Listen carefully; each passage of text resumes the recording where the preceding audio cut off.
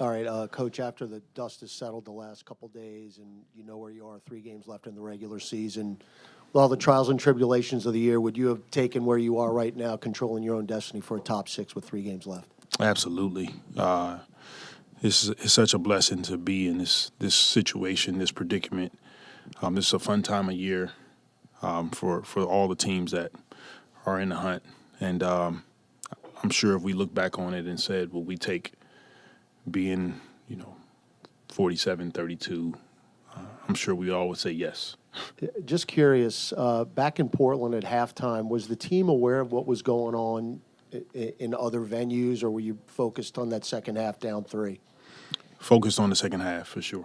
Mm-hmm. Could you update us on Naji, please? Naji's a go tonight. All right. Yeah. And with Larry out, how are without divulging too much, how are you going to kind of distribute the minutes in other ways? And are we going to see some guys maybe that haven't played a lot possibly play tonight? For sure, we could.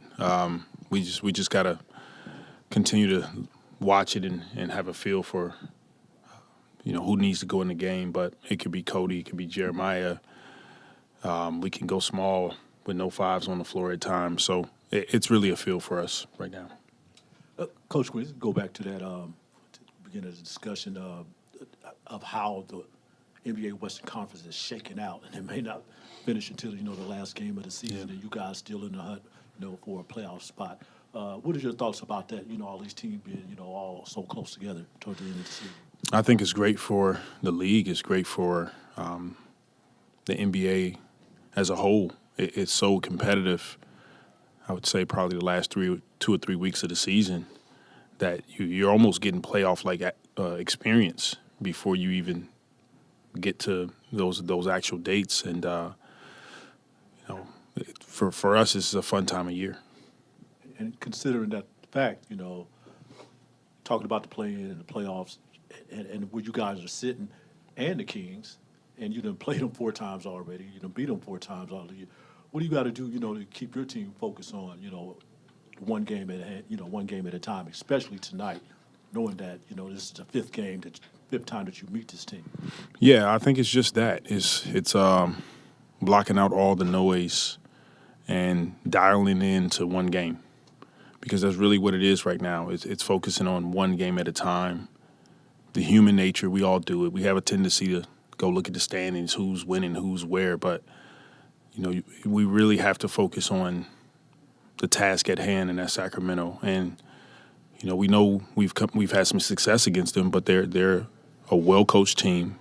They're disciplined. They run their offense. We know they're going to shoot threes, and we have to be ready to go out and attack from the start. Coach, you and Coach Mike were in the same coaching staff for 3 years since 2016 to 2019. Yeah. Would you expect anything from Coach Mike on tonight's matchup, since it's a very important game for both teams? Yes, I expect Sacramento to come out and be aggressive right away.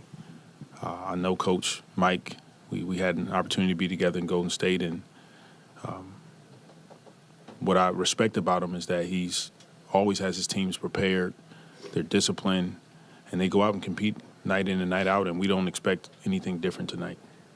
Yeah, during your first 2 seasons with the Pels, you didn't get to spend as much time around Z just because of the injuries. But now that he's, had a full season, you got to see him go through some ups and downs. What's it like just seeing the level of scrutiny he kind of has received throughout the season, and just the way he handles it?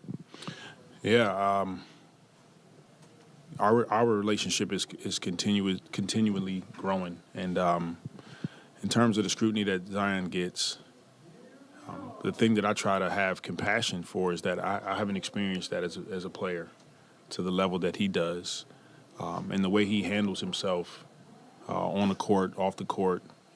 Whatever people say, I'm around him enough to know that he's maturing each and every month.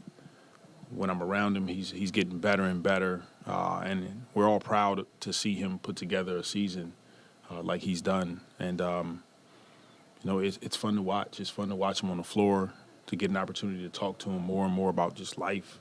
And that's what it's about, continuing to take steps forward and growing as a basketball player, but also as a young man. And knowing, just where it was after that in-season tournament loss in Vegas, to see where he was then, Man. to get to the point where he is now, how impressive has that been? It's extremely impressive, and I think that's the maturity level that I'm speaking towards. Is that we took a tough loss out in Vegas, and it didn't take away from our team kind of self-reflecting and seeing where we can be better, and then going out and doing it, and he's a big part of that. Okay, thank you. Coach.